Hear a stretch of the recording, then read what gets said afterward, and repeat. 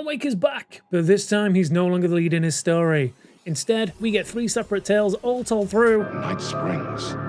For those unfamiliar with Night Springs, it is a fictional television show within the Alan Wake universe, written by Alan himself, which takes heavy cues from the Twilight Zone show of the 50s and 60s. Slight spoilers, but the episodes are reworked scripts by Alan in an attempt to escape the dark place. For Alan Wake 1, you could watch the full series on TV spread throughout the game. This time, you get to be the star as you take control of 3 different characters we've only seen briefly within the universe. Each episode has wildly different takes in the Alan Wake universe, with them ranging from pointless fun to potential universe-altering stories that could give us a glimpse into the series' future. The first episode is Number 1 Fan. This tells the tale of Rose Marigold, the diner waitress. In this episode, she is universally loved by all of the townfolk and is heavily hinted that she's in a relationship with Alan. However, Alan soon calls for her to help through the medium of a talking fish. Me, your favorite writer whose voice you would recognize in your sleep.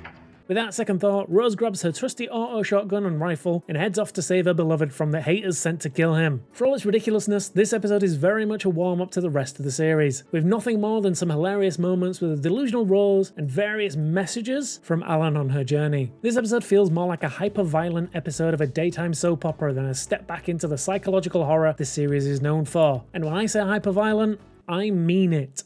Rose's shotgun will shred enemies' limbs in quick succession, leaving a bloody mess on the floor and the camera. This is even more visceral considering the game is set in the morning sun, so none of the darkness to hide those more gruesome parts. This episode is not much more than a trip from A to B with a lot of violence and a little bit of fun along the way. Ow! You're all being very rude.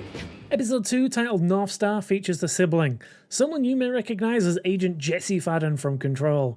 That's right folks, she's back and on the hunt for her brother once again, now in the city of Night Springs, or Bright Falls, or... it's all quite confusing.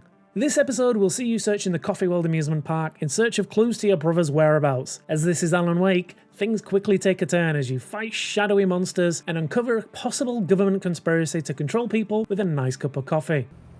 Huh. That wasn't so... This episode features a lot of backtracking, which can be slightly tedious, but it also includes a couple of fun puzzles to work out, but only if you like math. Having Jessie back in the fold is great, and seeing her interact with this story's Timbreaker is a fun addition. Combat-wise, it's exactly what you would expect from Alan Wake 2, with it leaning back into those horror elements as you fight your way through shadowy monsters on the hunt for your brother. Finally, we get the third episode, Timebreaker, and this episode might be the most meta thing Remedy have ever produced. Without spoiling too much, it starts off with Shawn Ashmore playing the role of Shawn Ashmore. Yes, Shawn is playing a version of himself, filming an episode of the TV show Timebreaker, directed by a guy called Sam Lake, about a multiverse-hopping secret agent on the hunt for a man of many worlds. Like I said, very meta. The way this story takes a turn and folds in on itself while also alluding to other games in Remedy's back catalogue, including Quantum Break, which was a good game, damn it, is a masterstroke of storytelling that only Remedy could manage. Gameplay-wise, this is even more Alan Wake than the previous episode, with you fighting shadows, hopping through TVs, and playing with different mediums throughout this episode.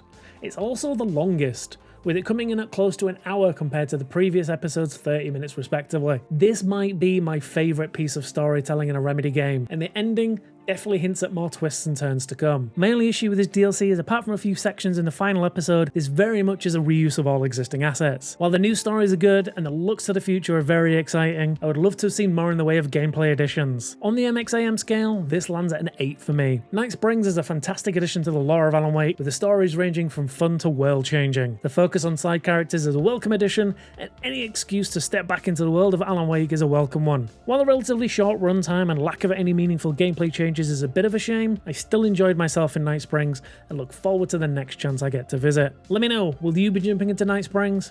And until next time, happy gaming.